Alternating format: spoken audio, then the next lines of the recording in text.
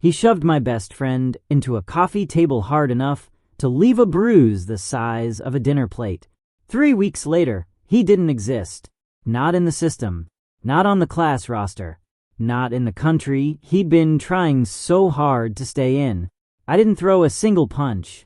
I didn't have to. I had something far more dangerous than fists. I had his student ID number, and I had access. If you've ever wished there was a way to make someone disappear without ever laying a hand on them, stick around, because this one's for you. Hit that like button. Subscribe if you're new, and get ready, because this is one of the most quietly brutal revenge stories I've ever gotten to tell. My name's Alex, and back in the early 2000s, the before times, when dial-up internet still made that screeching sound and nobody had a smartphone yet, I was a broke junior college student trying to figure my life out. Halfway through the semester, I moved in with my girlfriend, Lucy, so the two of us could split rent instead of bleeding money separately. It was that classic young couple arrangement. Cheap furniture, cheaper groceries, and a lot of late nights doing homework on the same couch. One evening, Lucy mentioned she'd invited a friend from one of her classes over for a game night. No big deal. We did that kind of thing all the time. We rounded up a couple of other friends, ordered pizza, and settled in for what turned out to be a genuinely great night. That's when I found out Lucy's new friend, a girl she called Sara, was actually someone I already knew from high school. We weren't close back then. More like friendly acquaintances, the kind of people who nod at each other in the hallway.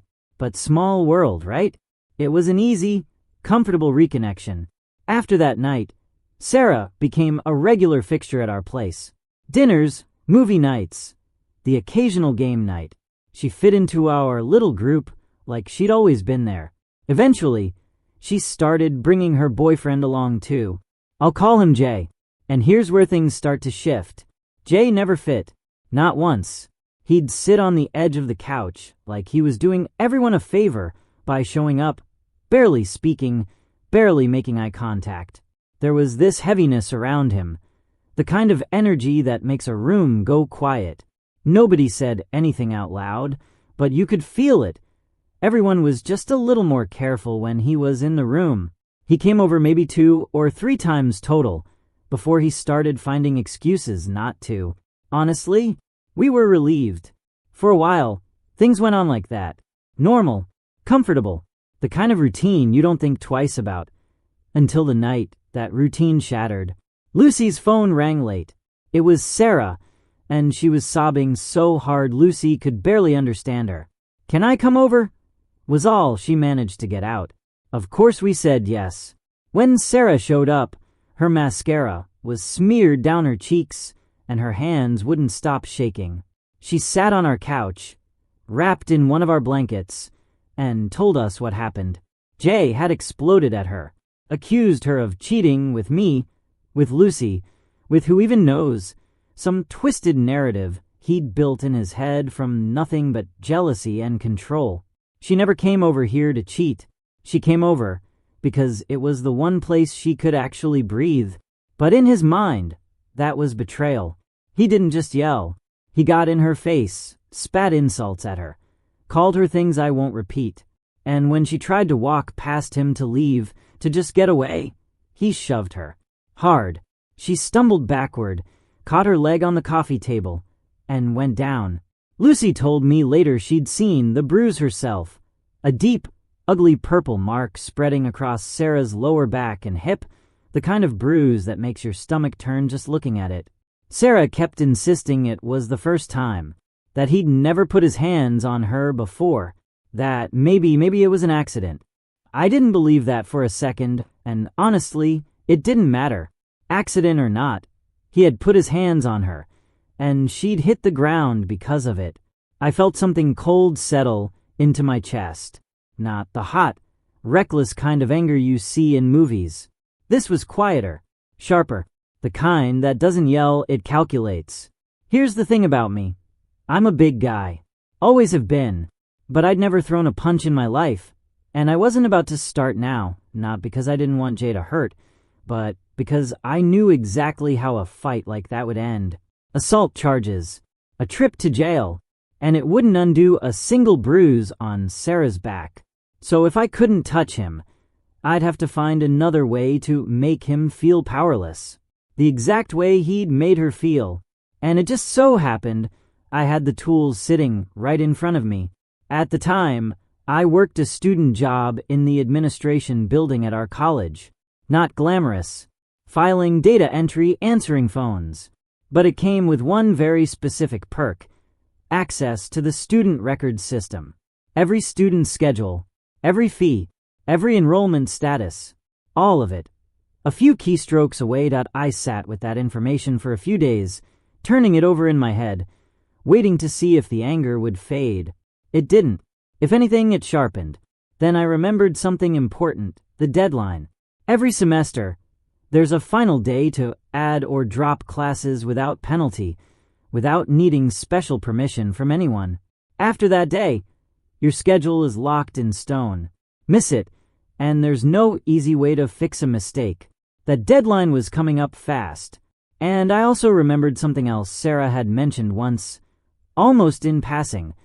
Jay was an international student, which meant he had to stay enrolled in a minimum number of units to legally remain in the country. Drop below that number, and his entire ability to stay, his visa, his housing, his whole life here, could unravel. I sat on that knowledge like a loaded weapon, waiting for the right moment to pull the trigger. On the last possible day to change schedules, I clocked into work like it was any other shift. My hands were steady, but my heart was pounding so hard I could feel it in my ears. This wasn't a place for hesitation. The internet-based registration system wasn't even a thing yet, so every change had to be made manually through the dedicated enrollment phone lines in our office. One wrong move, one nosy coworker glancing over my shoulder, and the whole plan would collapse. I looked up Jay's student ID, pulled his full schedule onto the screen, and then, one by one, I dropped every single class he was enrolled in. Gone. All of it. Wiped clean, like he'd never registered at all. But I wasn't finished.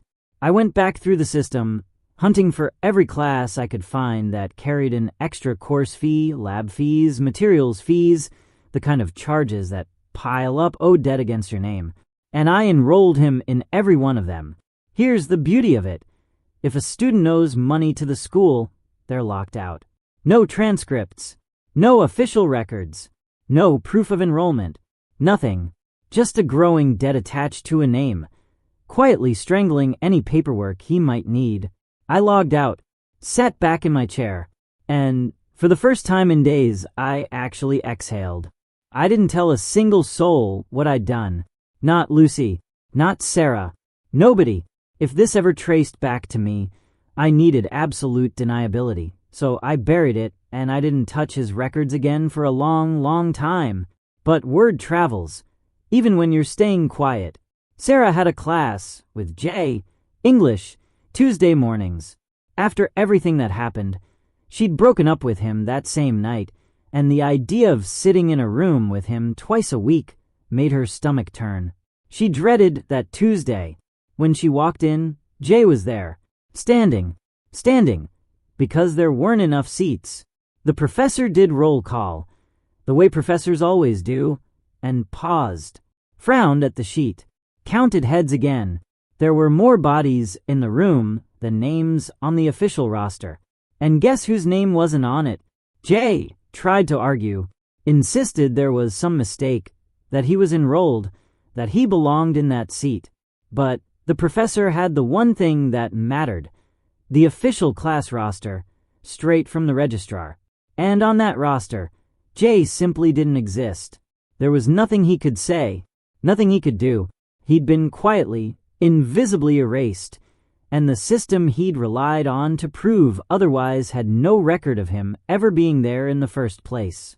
Sara told us later that a student off the wait list had already claimed the open seat left behind when Jay's enrollment vanished. Someone else got the opportunity he'd lost without even knowing why. She said she never saw him in that classroom again. I never got the full story of what happened to Jay after that. I made sure of it, kept my distance from his file for months. But eventually, curiosity got the better of me, and I pulled his record up one more time. Every class, with a course fee attached, gone. But here's the part that stuck with me. There weren't any other classes on his schedule either. Not just the ones I'd sabotaged. All of it. Empty. I wanted to believe it meant he'd been pushed out of the country entirely, stripped of the status that let him stay. I never confirmed it. I never needed to. What I do know is this. The girl who shoved him out of her life didn't have to sit 2 feet away from him every Tuesday morning.